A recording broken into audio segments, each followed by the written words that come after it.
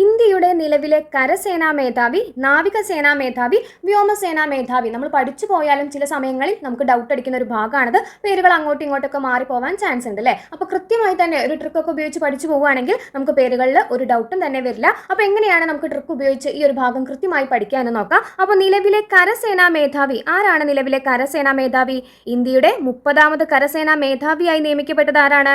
Lieutenant general Upendra Dwivedi. Upendra ദ്വിവേദിയാണ് നിലവിലെ കരസേനാ മേധാവി. 30ാമത് കരസേനാ മേധാവിയാണ് ഉപേന്ദ്ര ദ്വിവേദി. ഇനി നാവികസേനാ മേധാവി ചോദിച്ചാൽ അഡ്മിറൽ ദിനേശ് കുമാർ ത്രിപാഠിയാണ്. ദിനേശ് കുമാർ ത്രിപാഠിയാണ് നിലവിലെ നാവികസേനാ മേധാവി. ഇന്ത്യയുടെ 26ാമത് നാവികസേനാ മേധാവിയാണ് ദിനേശ് കുമാർ ത്രിപാഠി.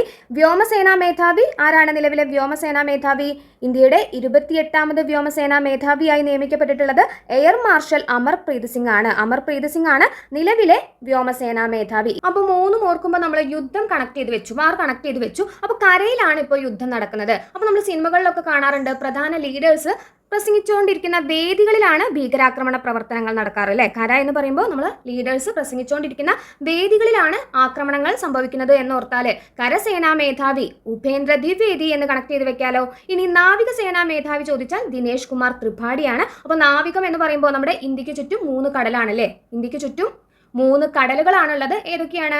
ബംഗാൾ ഉൾക്കടൽ, അറബിക്കടൽ, ഇന്ത്യൻ മഹാസമുദ്രം. യുദ്ധം നടക്കുമ്പോൾ ഈ 3 കടൽ ഭാഗങ്ങളിലും ഇന്ത്യയുടെ ശ്രദ്ധ വേണം, മേധാവിയുടെ നാവികസേനാ മേധാവിയുടെ ശ്രദ്ധ വേണം എന്നോർത്താൽ ത്രിപാഠി എന്ന് കണക്ട് ചെയ്യാലോ. 3 കടലാണ് നമുക്ക് ഇന്ത്യക്ക് ചുറ്റുള്ളത്. അപ്പോൾ 3 എന്ന് കണക്ട് ചെയ്ത് വെക്കാം. അപ്പോൾ ത്രിപാഠി എന്ന് കണക്ട് ചെയ്യാലോ.